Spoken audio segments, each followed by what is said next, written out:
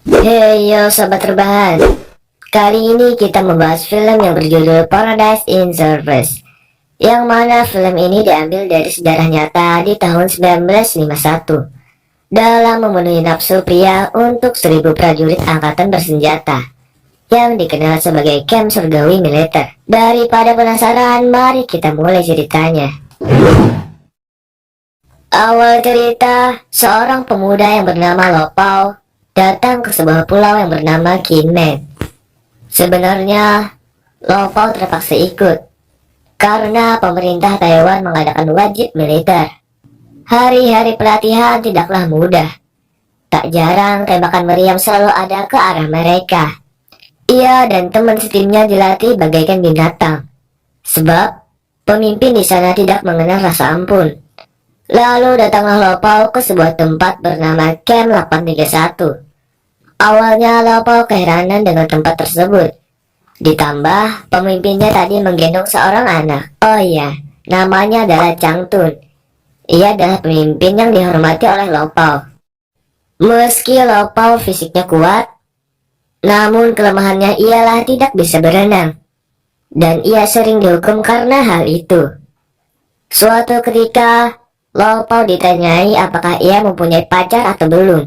Dengan tegas, Lopao mengatakan sudah mempunyai pacar dan berjanji setia, bahkan bermimpi mempunyai 2 orang anak. Di camp tersebut, Lopao baru tahu bahwa di situ tempat berkumpulnya para pelacur. Lopao harus memilih salah satu dari mereka, namun tidak satu pun yang membuatnya tertarik. Sampai ia bertemu Nini, perempuan yang berparas cantik dan berkulit putih. Semua orang tampak menikmatinya. Setiap kamarnya diisi oleh 1 orang wanita yang siap menunggu di enak-enak. Namun tidak bagi Lopao. Ia berjanji agar tidak melepas keperjakaannya sampai keluar dari pulau tersebut. Pada suatu malam, Nini dan Lopao bertemu. Nini heran, kenapa Lopao yang sudah lama berada di sana tidak memilih wanita satupun dari mereka. Terlihat Nini adalah orang yang baik-baik. Ia pandai bernyanyi dan bergitar, lalu mengajarkannya kepada Lopao. Mereka tertawa bersama ketika Lopao salah lirik lagunya.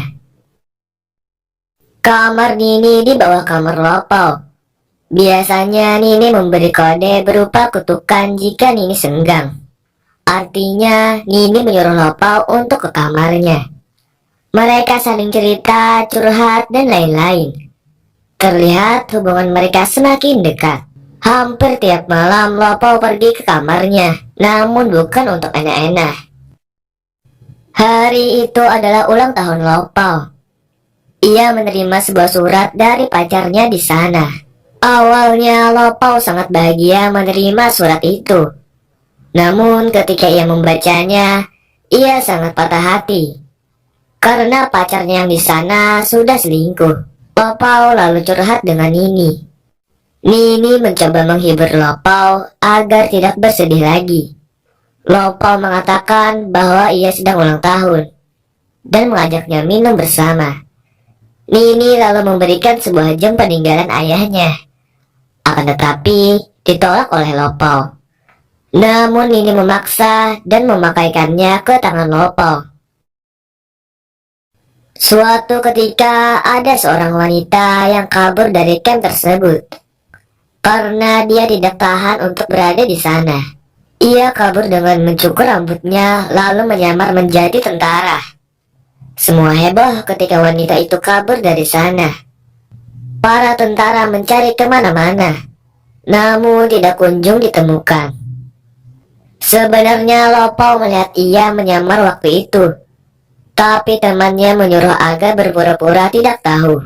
Di sini kita diperlihatkan 2 orang di bibir pantai, berenang di lautan. Sepertinya wanita yang kabur tadi nekat menyeberangi lautan. Para wanita bersedih atas kehilangan salah satu temannya. Besoknya para wanita itu diajak berjalan-jalan, semacam hari liburan lah. Mulai dari berbelanja, nyalon, dan lain-lain. Tapi orang yang dicurigai mereka harus diborgol dengan Lo Pao, karena ia yang bertanggung jawab di sana. Nini yang diborgol meminta izin untuk ke toilet. Lo Pao awalnya ragu-ragu, tapi akhirnya dilepas. Setelah lama tidak muncul, Lo Pao khawatir ia kabur dari sana. Setelah cek di toilet, ia tidak ada di sana. Setelah dicari-cari, ternyata Nini sudah menelepon anaknya. Lo Pao baru tahu bahwa ia sudah punya keluarga, dan ia dulunya membunuh suaminya. Seorang wanita yang bernama Jiao dipersunting oleh Chang Tun dengan memberi sebuah cincin. Chang Tun sering memberi Jiao perhiasan, tapi Jiao tidak serius dengan itu. Ia memeras setiap lelaki dengan daya tariknya. Lo Pao kesal dengan itu. Ia tahu bahwa Chang Tun mencintai Jiao. Jiao mengerti dengan hal itu, tapi ia tidak percaya seorang lelaki mau dengannya, karena ia sudah digilir banyak pria. Hal itu diketahui Chang Tun, dan mulai hari itu, ia melarang siapa saja untuk bermain dengan Jiao. Saat Lo Pao dan Nini berduaan, Nini membuka rahasianya, bahwa ia dulu mempunyai suami yang brengsek, selalu berteriak dan mengancam anaknya jika tidak mematuhi dirinya, sampai dirinya tidak tahan lagi bersama suaminya. Pada saat ia tidur, Nini membakar rumah tersebut beserta suaminya. Lo Pao hanya bisa terdiam mendengar cerita itu. Seorang mayor mengadakan pernikahan. Melihat temannya sudah mulai berkeluarga, Chang Tun tidak sabar untuk menikahi Jiao. Chang Tun yang tidak bisa menulis, ia menyuruh Lo Pao membuat proposal keluar dari camp dan meminjam uang kepada atasan untuk pernikahannya dengan Jiao. Lo Pao tidak senang dengan hal itu, karena ia tahu bahwa Jiao hanya memeras uang semua lelaki. Namun Lo Pao tidak sanggup untuk memberitahunya. Sepulangnya, Nini mengajak Lo Pao untuk melihat anggrek malam, karena bunga tersebut hanya mekar sekali setahun. Dan itu adalah malam ini. Mereka terburu-buru.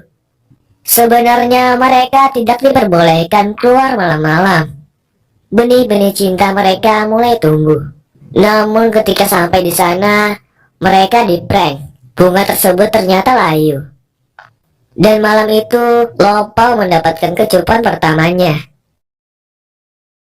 Besoknya, Jiao menggoda para lelaki lagi, dan melakukan mantap-mantap dengan banyak lelaki. Pada awalnya, Lo Pao ingin mengatakannya kepada Chang Tun, tapi tidak tersampaikan. Akan tetapi, saat Chang Tun mengambil uangnya, barulah Lo Pao mengatakan semuanya. Chang Tun terlihat marah. Lo Pao ingin mengikutinya, tapi ia terpilih untuk maju ke atas panggung. Dengan membawa uang tadi, Chang Tun menuju kamar Jiao. Ia mengatakan bahwa mereka bisa mengadakan pernikahan dalam waktu dekat. Jadi, Chang Tun ingin pengakuan apakah ia serius atau tidak. Tapi Jiao malah tertawa dan ngakak sendiri. Chang Tun lalu melempar uangnya di muka Jiao dan marah. Barulah Chang Tun tahu bahwa ia hanya dipermainkan saja. Dia mulai memojokkan Jiao dan mulai mencekiknya sampai Jiao tidak bisa bernafas lalu mati. Chang Tun menangis sesudah itu, dan cintanya bertepuk sebelah tangan. Selanjutnya Lo Pao datang ke camp. Terlihat banyak orang bergerombol di sana. Ia merasa was-was dengan hal itu. Para wanita terlihat bersedih dan benar saja dugaan Lo Pao. Chang Tun ditangkap oleh pihak keamanan, dan Lo Pao melihat sendiri jasad Jiao. Bagi Lo Pao, Chang Tun adalah orang yang paling akrab, bagai keluarganya sendiri. Jiao merasa bersalah sepanjang waktu, karena ia telah memberitahu sikap Jiao di belakang Chang Tun. Sambil menangis, ia membakar barang-barang Chang Tun. Sampai pada perayaan 60 tahun negara Cina, Nini diberi amnesti oleh pemerintah dan dibebaskan. Oh ya, aku lupa jelasin bahwa Nini berada di sana untuk meringankan masa tahanan dalam kasus pembunuhan suaminya. Lanjut. Nini sangat terharu sampai tidak bisa berkata apa-apa. Malam harinya Lopao terlihat galau, karena sebentar lagi ia akan ditinggalkan oleh Nini. Untuk salam perpisahan, mereka minum-minum bersama. Lopao juga mengembalikan jam yang telah diberi Nini. Kesedihan Lopao terlihat di wajahnya. Nini langsung memeluknya, lalu menciumnya, kemudian saling membuka baju satu sama lain, sampai mereka berdua telanjang. Ketika ingin masuk lubang buaya, tiba-tiba saja Lopao menjadi kuat iman. Ia tidak jadi mantap-mantap dengan Nini. Anjay. Dengan alasan ingin menjaga keperjakaannya. Besoknya Nini berpamitan dan pergi meninggalkan camp. Setelah lama berada di sana, pada akhirnya Lopao juga melakukan mantap-mantap dengan wanita di sana. Dan di akhir cerita, Lopao juga dibebas tugaskan dari sana. Di tahun 1990, pengadilan menyelidiki pelanggaran hak-hak wanita. Taiwan secara resmi menghentikan program pelacuran militer. Surgawi militer pun menjadi catatan sejarah. Jangan lupa bantu like dan subscribe channel ini. Terima kasih dan bye. Once again.